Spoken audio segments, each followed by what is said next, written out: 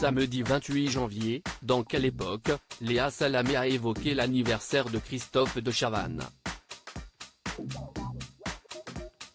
Un sujet visiblement sensible. Ta gueule, a-t-il lancé, avant de déclarer « Je suis d'une humeur exécrable ». Un duo de choc. Quand Laurent Ruquier a décidé de laisser la case du samedi soir à Léa Salamé, elle a cherché quelqu'un pour l'accompagner à l'animation du nouveau talk-show Quelle époque.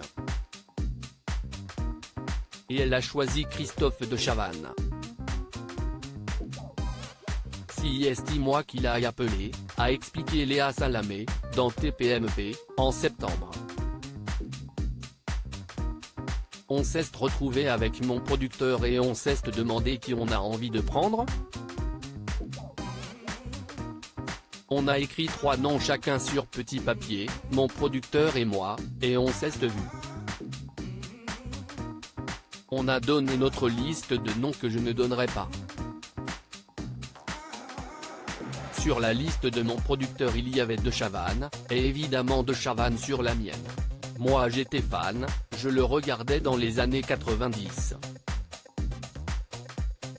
J'ai grandi avec lui. Léa Salamé et Christophe de Chavannes se sont rencontrés début juillet, et le courant est passé. Il a débarqué avec une demi-heure de retard. Il venait de sa campagne en short, en basket, a raconté la présentatrice, toujours dans TPMP. Et de glisser à l'animateur, quand je dis une demi-heure, si pour être poli avec toi. Il est arrivé avec 2 heures de retard. Ce qui ne les a pas empêchés de s'entendre, il a fait 3 vannes. J'ai ri. Ça a duré 2 heures. Depuis, ils se retrouvent toutes les semaines pour enregistrer Quelle époque, avec le chroniqueur Philippe Caverivière et le sniper Paul de Saint-Cernin. Et, pendant l'émission, Léa Salamé et Christophe de Chavannes n'hésitent pas à se taquiner.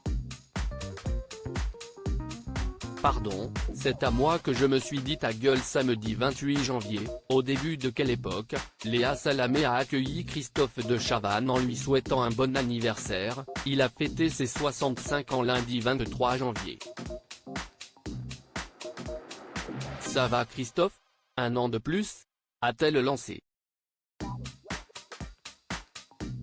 Oui, ta gueule, a-t-il répondu du tac au tac. Ta gueule?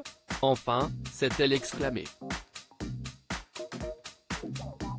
Pardon, c'est à moi que je me suis dit ta gueule, a assuré Christophe de Chavannes, avant d'expliquer qu'il vivait très mal son 65e anniversaire, je me suis dit que j'en avais rien foutre, un an de plus, et en fait, ça m'a mis une mine. Donc je suis d'une humeur exécrable. Bonne ambiance.